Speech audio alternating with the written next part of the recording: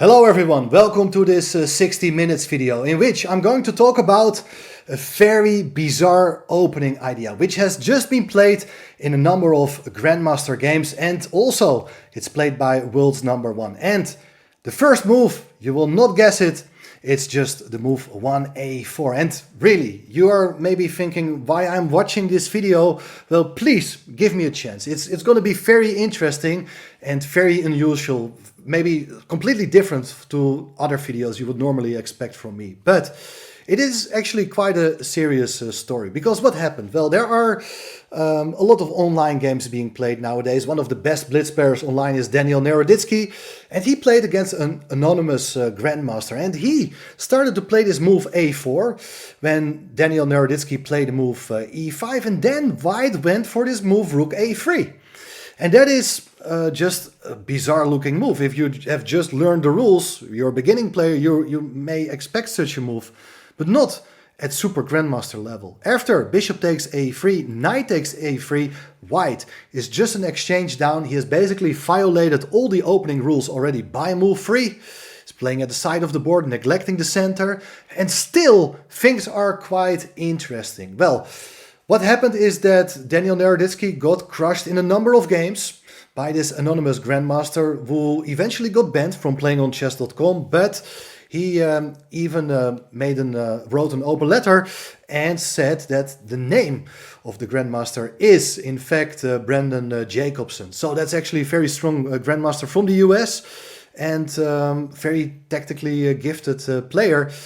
So these games are actually very interesting. I really enjoyed watching them, analyzing them, and even though the engines are really disagreeing with what white is doing already on move 3, there is still some idea behind it. Well, in this 60-minute video course, I will show you that white can definitely get some compensation for the exchange. You're playing with a material imbalance of rook versus bishop. Black is missing his dark squared bishop, but the idea for white here is to go b3, bishop b2, continue developing, maybe with moves like g3, bishop g2, or maybe just e3, knight e2.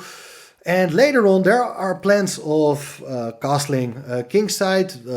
White's pieces are looking for tactical opportunities on that side of the board, and we will see that with the help of this long diagonal and the absence of black's dark squared bishop, there is definitely something to play for, even in situations where white is going to place the queen behind the bishop on a1, replacing the rook in the corner. Very unusual concept. I have never thought about it before, but Brandon Jacobson admitted that he got inspired by some help from grandmaster friend Andrew Hong, also from the US, and they started to play a couple of games, and well, apparently they like the idea, and even though it's objectively not so great, a lot of strong players were struggling to come up with a good answer, even Daniel Naroditsky. So I have covered most of the interesting games in the first chapter, which I'm talking about how white is going to play it. But in the second chapter, you will also see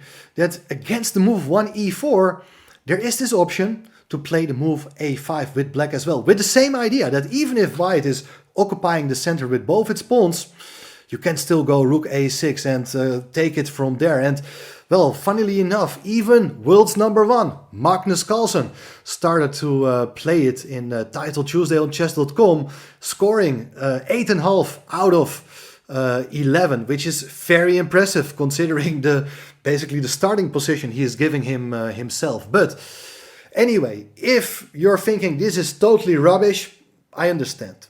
But please give me a chance, and I think you can also learn something from watching these games. So it's not only about the opening, but it's also interesting to see how these strong players are approaching positions with material imbalance when they're playing with an exchange less, and they are trying to get into the strength of their extra piece. And well, there are really brilliant attacking ideas, king walks, passed pawns really fast coming forward.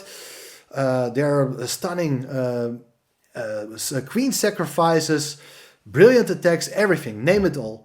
So, well, in these 60 minutes videos, I will explain you the basic ideas. Hopefully we will hear more about this concept, and maybe you have a new repertoire idea, or at least you have a new idea for your own Blitz game. So think about it, and then we just get started with this video course. Enjoy it!